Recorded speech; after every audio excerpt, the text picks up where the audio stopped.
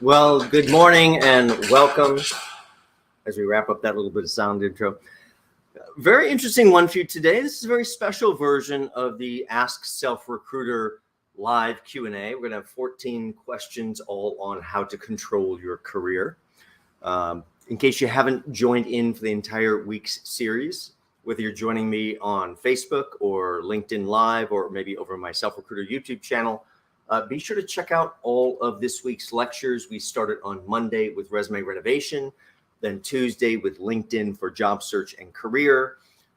Wednesday, we did career evolution. That's using social media marketing in conjunction with your LinkedIn profile. Yesterday, we did interview intervention, all the things to make you be a standout during your interview process. And today, we're going to end on a Q&A session. Let me jump right in. This is the Ask Self Recruiter live advice blog. So if you're not getting your questions answered, whether it's on your job search, on your career, on challenges you may have in the workplace, send them in. Send them in to ask@selfrecruiter.com. That's ask@selfrecruiter.com. All the very best ones are always included.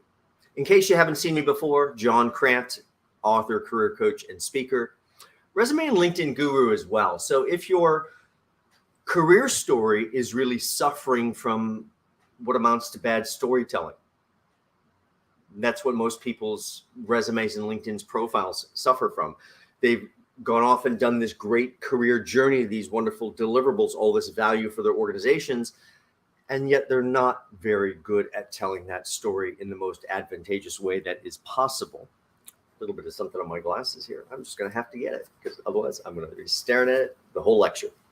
So if you need help, be sure to check out my Self Recruiter website. Check under the services tab. You can see all my packages there.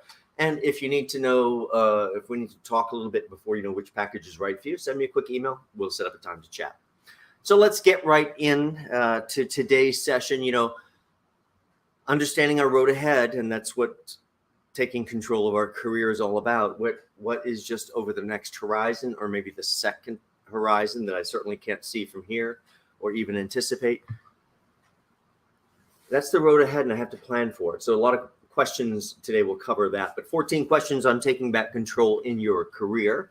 Let's get to the very first one. First question, what does success look like and what's important? Interesting. If you're going to take control of your career, this is a great question to start with. If you don't think through your future, if you don't imagine, don't visualize your future, you're not going to come up with the right steps, the right career path, the other pieces that are missing. So in order for you to feel success in your career, start right now and think about what that might be. Now, I have a close friend that's a very long-term client that I've worked with for probably 25 years, pretty close. And when I first met them, they were really at the early stage in their career. They were in their first real job at that point. And they were creative director or designer, senior designer at that point. And I said to them, what do you want to do? How do you see your career? What does success look like for you? And right away they said to me, I want to be the chief graphic design person at one of the major museums in town. That is a career goal that I can see.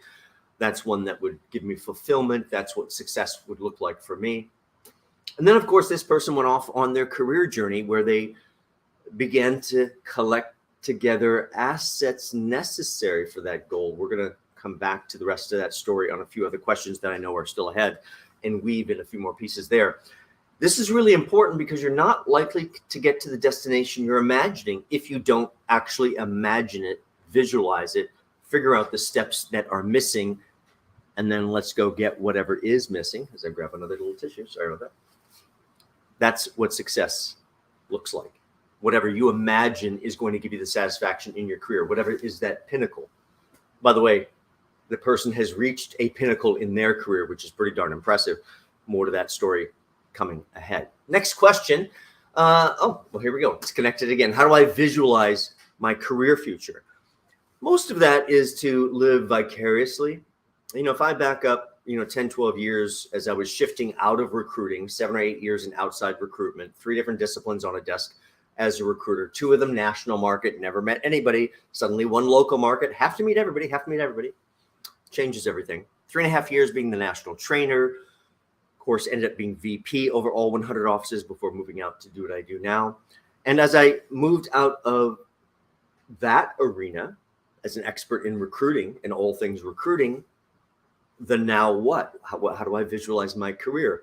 I aspirationally looked ahead, and that's what you need to do. Look for those aspirational people that have the career you imagine. So I looked at people like Stephen Covey, Tony Robbins, and many others. And Tony Robbins is a great example, by the way. Very, very famous, even at that point, obviously, very high profile. And in my view, had access to more money than God, in a sense. And yet when I did the research and I looked at, this is my competitor, this is what I'd like to be, I was a little bit shocked at the rudimentary nature of their website and those kind of things that they put out about themselves when they have access to unlimited talent. But having access to unlimited talent doesn't mean you know what to do. So we still need to visualize. So that actually motivated me, even though, of course, he's so far out in front of the pack and everything else. It's a whole other level. But that motivated me to go, well, I can do a lot of this a lot better than this individual. I need to move ahead and do that. That's the first steps in beginning to visualize. Then you have to fill in all of the gaps with exploratory research and any other thing that you need that's missing. Let's talk about some more gaps. How do I fill in the gaps in my experience and expertise?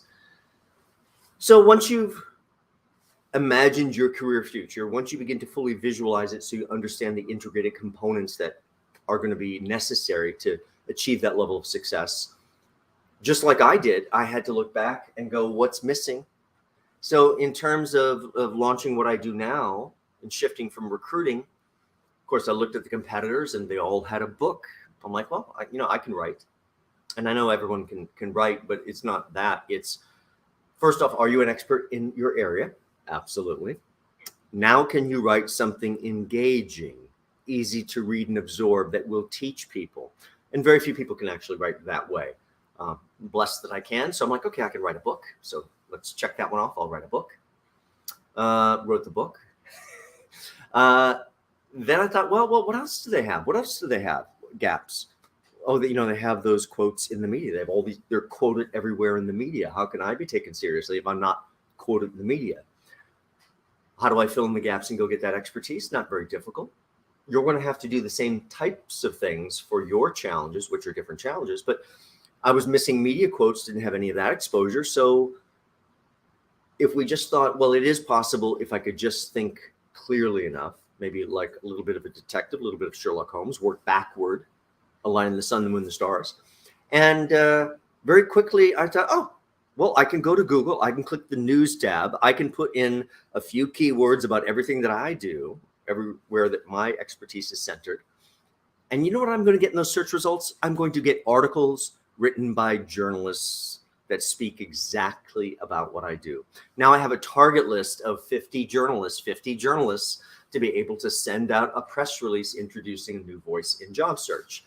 And sat on my home office couch, sending out those press releases one at a time, because I can't CC 50 reporters. They're like, oh, I guess somebody else will write about this person. One at a time, sending these things out. And you know what? I didn't really enjoy that and had a little bit of argument with myself as if, is this the best use of my time at this moment? And of course, I won that argument. I didn't like what I was doing, but I won the argument. 2 hours later, got a call from the Wall Street Journal. Get a call from the Wall Street Journal. All the other ones follow very, very quickly. So there are lots of ways to fill in these gaps. We're going to have to go back, see what's missing. I can write the book. I can get the articles. What else are they doing? Oh, they're speaking at different places. Well, hadn't spoken publicly before, but I can speak and present. Spoken internally, of course, many, many times, and presented internally many, many times. But gosh, I can get out there and do that. And it wasn't very difficult to then work backwards going, where are the venues that I should be speaking at? How do I go introduce myself as a wonderful resource? How do I ingratiate myself into that system, fill in those gaps. Next question, how do I do the homework for my career? Well, one of the ways to do the homework is to sit and pull all of these aspirational people that may be 5 or 10 years, maybe further on in their career than you, or maybe they're exactly the same level, but they're further than you. And I really have to dissect and do the research to understand, how did their individual journey prepare them for where they are? What pieces of experience do I have, or what pieces am I missing that have to go on my homework that I have to go get, or have to get exposure to those type of projects? Or maybe I have it, but I just wasn't speaking about it or bringing it to the forefront. So the homework for your career involves doing a lot of essentially lateral research or aspirational research, if not quite so lateral, so that you can really take a hard look, find what's missing, so you can make a laundry list of things, tasks, items that have to go and be either acquired or learned, or expertise that has to be added to your bookshelf. Next question, how do I stay having fun in my career? This is really interesting because most people, let's just be real. If I'm speaking to an in-person audience and there's like 100 people in the room, it's like, who loves their job? And it's like, what, 4, 5, 6 hands out of the 100-person audience go up? I'm like, So all the rest of us aren't having such a good day in our career. Most jobs, many career tracks involve drudgery. That's the nature of work. There will be some things that excite us about the work, some things that do not excite us about the work. If I think back to all my time on a desk as a recruiter, you know what I really didn't like to do? The recruiting piece of it. Having to go out and get people, talk to people I didn't know, having to sell to decision makers that I had just met. And you might be going, well, gosh, isn't that the whole job, John? No, that's part of the job, Another part of the job is wrangling and pulling the deal together, seeing the obstacles that might exist and preventing those from derailing your deal. That's the part of recruiting that I found fun with, that I found love with. I'm like, well, all this rest of this part of the job is no. How'd you get my number? Get off my phone. Never call me again. I hate you people. I heard it all and lived to tell. So that was not fun. And that was a little bit of misery, I might even say. So the only way to navigate through that is to find the aspect of the job that you do love, which was the negotiation, the problem solving, the making the deal come together. Shifted right before I became the trainer, I shifted over into one of our sister companies that I saw someone making a lot of money over there. I'm like, oh, I should be over there. Check that out. And it was that was the local market, Manhattan, placing art directors, graphic designers, pre-press folks. And of course, I have a full pre-press background from way early in my career. So I understand how to talk to those folks. I'm like, oh, let's shift over there. That sounds great. And I get over there and I'm like, fantastic. So tell me the lay of the land. Tell me how it works. When you put the offer out, tell me how it goes. We put the offer out and they just accept it. You mean you just extend the offer and they just accept it? There's no haggling, there's no back and forth, there's none of that. I'm like, no, they just pretty much accept it. I'm like, but that's the only part of the whole process that I have fun with. And it doesn't exist over here. It doesn't exist over there. Another thing that happens over in that realm is many of those folks will take less money to get a job that they like. Now, not very many fields will take less money. Creative will take less money. That's another thing that shocked me. I'm like, why would we take less money? Let's take more money and still do what we'd like. So it's very, very important that you find the fun element for what you do. Now, as I didn't find that very fun, I did get the opportunity to move into training and development, which I suddenly realized was my sweet spot. That's what I truly loved, was really helping the other recruiters achieve amazing goals by getting them to open their eyes, getting them to have fun in whatever parts they needed to have fun in to drive that revenue. Next question, what should I do if I get lucky in my career? Gosh, I have a great client story for this one. My client didn't get lucky, but their boss did. Their boss got lucky. They moved to a big institution in town with a very big name, nice imprimatur of name. It's like, oh, that place hired you. So the boss is working at that place, and this is 4 or 5 months after moving from nowhere in the middle of the country with really no particular background, landing at this really lush institution. And suddenly 4, 5, 6 months later, something like that, their boss retires, which doesn't happen very often in these institutions. And also in this type of institution, which is quite common, this individual then just rose to the throne. Great. 4 or 5 months in without really impressive background, anything, you took over, getting lucky in your career. I don't begrudge luck to anyone. Luck is part of life. It's about what you do when you get lucky. This individual who had all the right credentialing for their background, which was creative direction and art design, had all the right credentialing, education, foundation, which means you really don't even understand your profession yet. That's the educational component. You have to go out and actually do your job to learn your profession. We don't actually learn it in college. That's only the foundational element. But this person spent the rest of their time, which was another 12 years at this institution, building walls to hide and isolate and fortify and pretend what they knew, hide their knowledge so that you could really like hide what I don't know. And then, of course, they ended up hiring my client, who quite literally walks on water in the profession.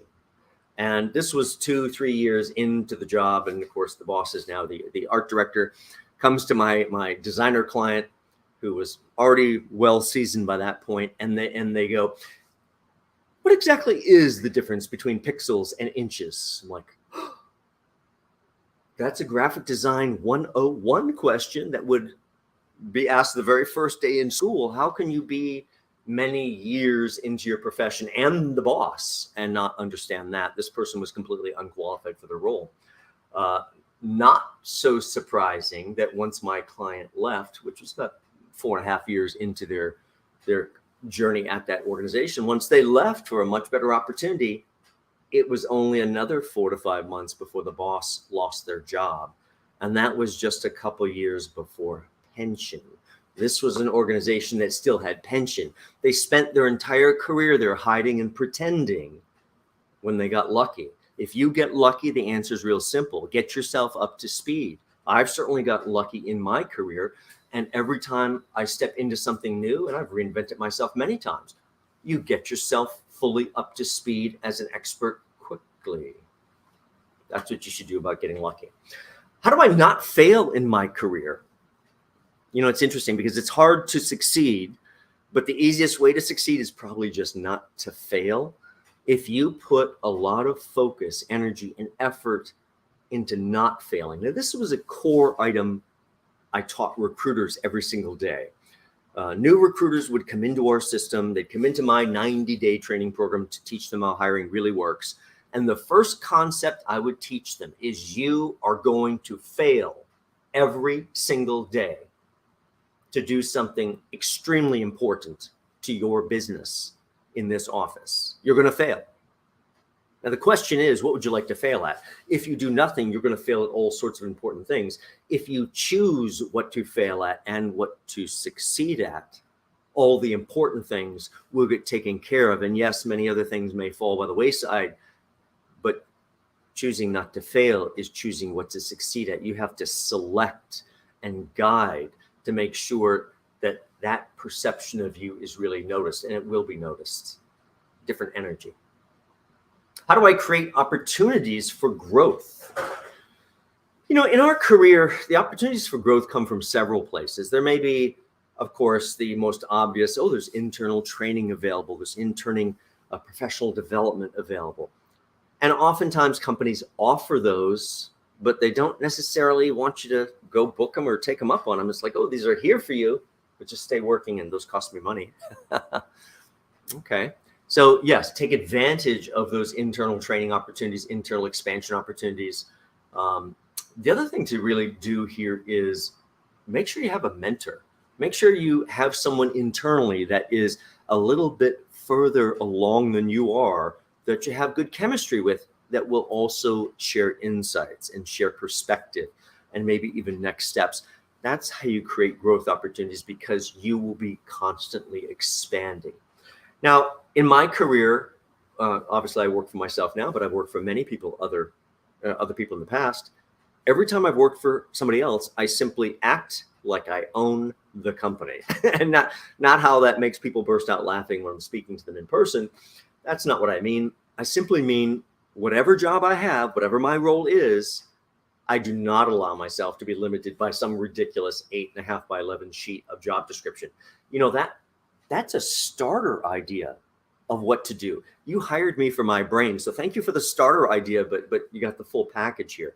So I want you to think about how if you always said yes to something new coming on your plate, absolutely, and pretty soon we got this giant thing we can't balance, but we have to figure out how to balance it.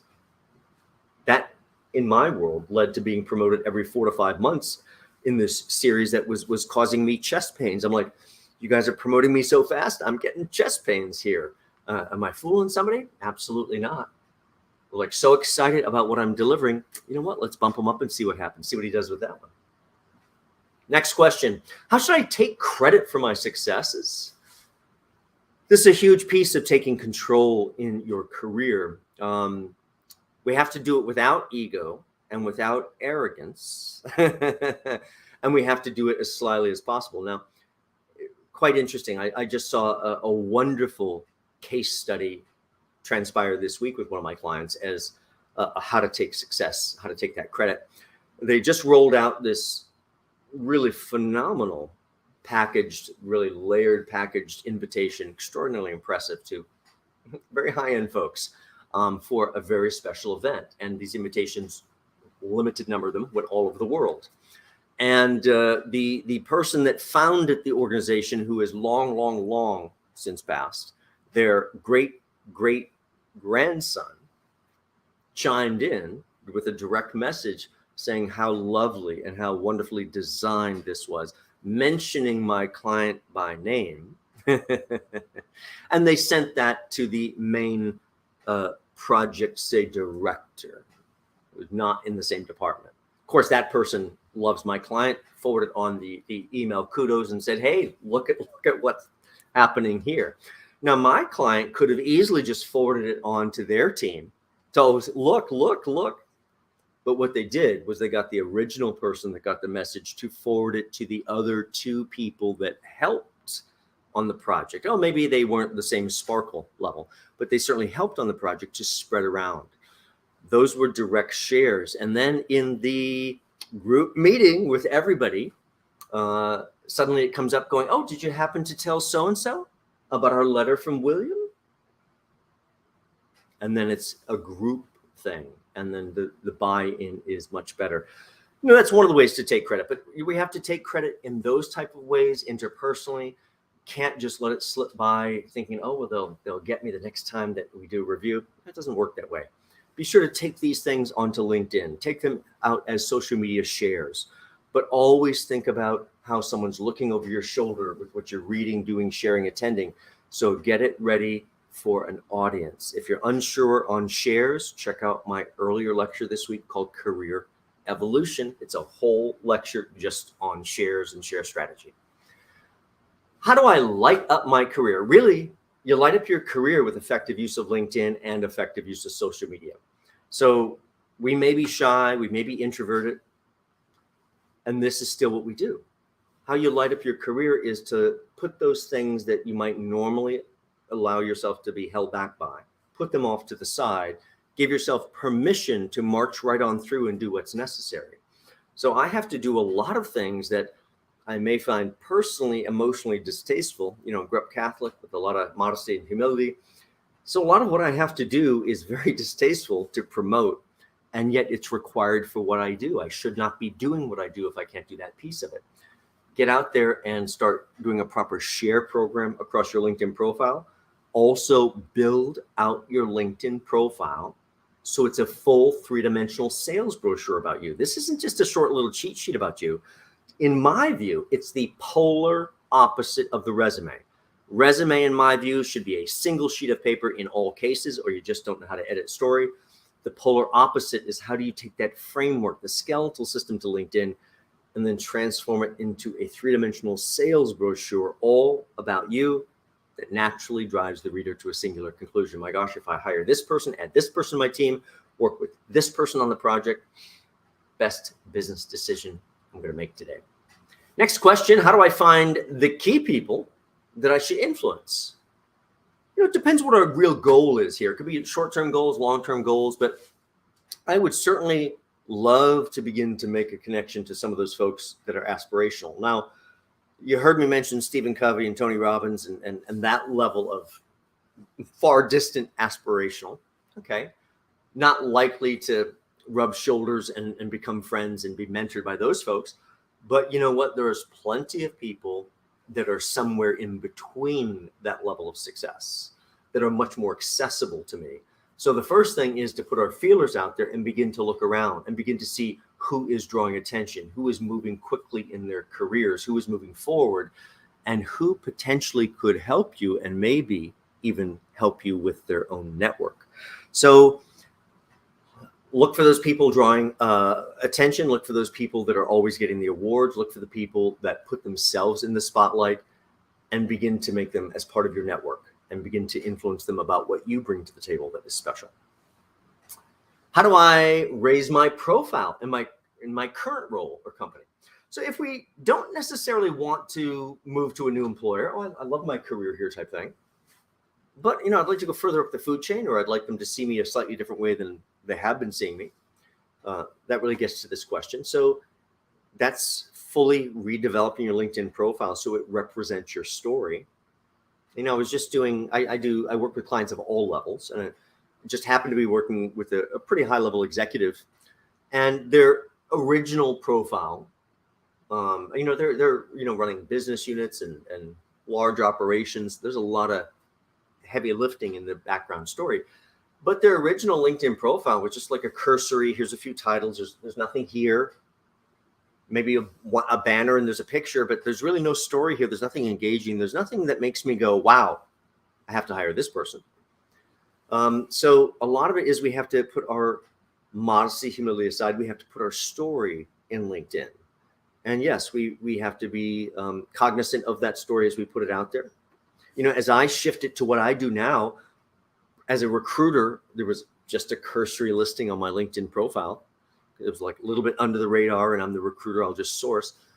But as I move to do what I do now, I'm like, well, I'll have to build out the whole story. But the problem was, part of my story was secret, in the corner office. It's like, oh, come on into the corner office where we'll make you a VP and give you a big raise and all this, but we're going to keep that quiet for a little bit. You're going to keep my promotion quiet? It's right in the documents you filed with the state because you're a nonprofit. Okay. I had to go back and I had to tell a story that my coworkers might not be aware of. And I thought, oh my gosh, what if Sue sees this, or what if so-and-so sees this?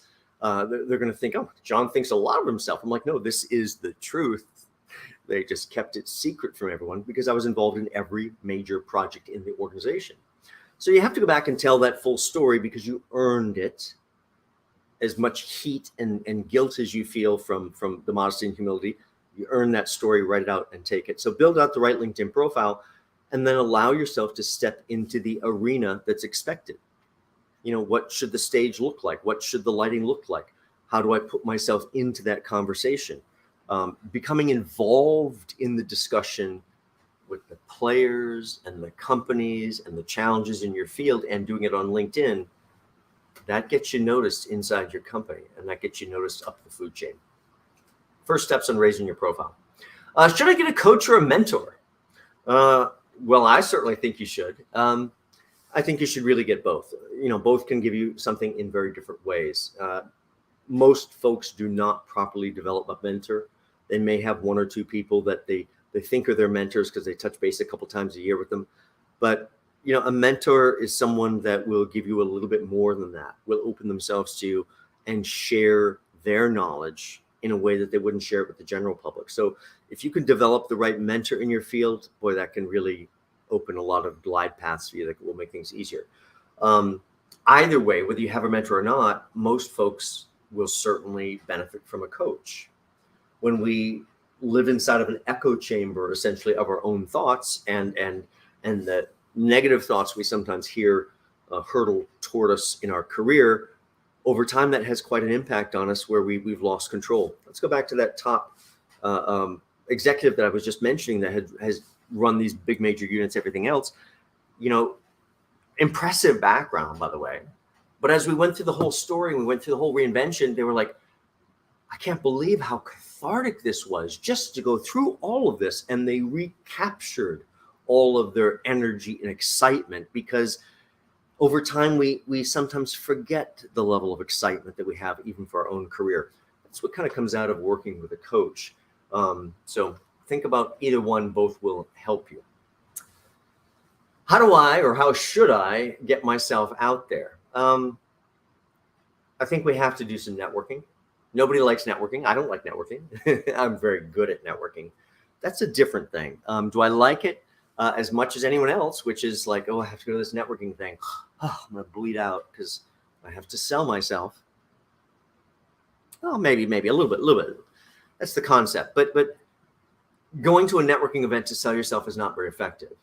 Going to a networking event to be the most interested person in the room, oh, that's very, very effective. It's like, oh, no, what brought you here today, Jim? Oh, no, how'd you get into that? Oh, it's so interesting. Now, out of curiosity, where'd you work before that? Oh, do you know Sally over here? Sally, well, me, Jim. Hi.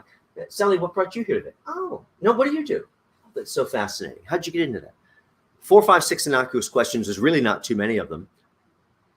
Pressure's all off me, but now I can just listen and absorb and learn all about my industry, all about players in my industry, all about challenges. I can learn from all sorts of other folks.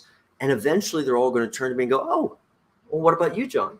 And when the time's right, I'm going to tell them a little packaged elevator pitch about myself as well. That's one way to get ourselves out there. Second way is make sure that you have the right LinkedIn profile. That is your public facing shingle for your professional self. If you do not have a LinkedIn profile, it is virtually impossible these days to get hired. So that's where it should be. You have to get yourself out and essentially advertise your career and how you're so wonderful, which is very difficult sometimes with our modesty and humility. Well, I guess that brings us through all 14 questions. That road ahead is critical. Keep thinking about the road. There's lots of turns and changes. There's lots of things you will learn along the way as you're trying each of the things we talked about today. But these are 14 questions on taking control of your career. Join in for the entire series. We'll have the series running again in September, a few different lectures mixed in as well. Send your questions in. If you're not getting your job search questions answered, send them in to ask@selfrecruiter.com. That's ask@selfrecruiter.com. All the best ones are always included. And thank you guys for joining in today. If you need help in your career, check out my Self-Recruiter website. Check under the Services tab. I help clients reinvent how they tell their story across resume, across LinkedIn, even in live conversation, their cover letter. I get involved in everything the client might need. Check my services under the Services tab. And if you need to talk before knowing which package might be right for you, just reach out and we'll set up a time to talk. Thank you guys for joining in. And whether you're on YouTube or Facebook or LinkedIn Live, I hope you like, comment, share, message, share with your friends, and talk to you very soon. Take care.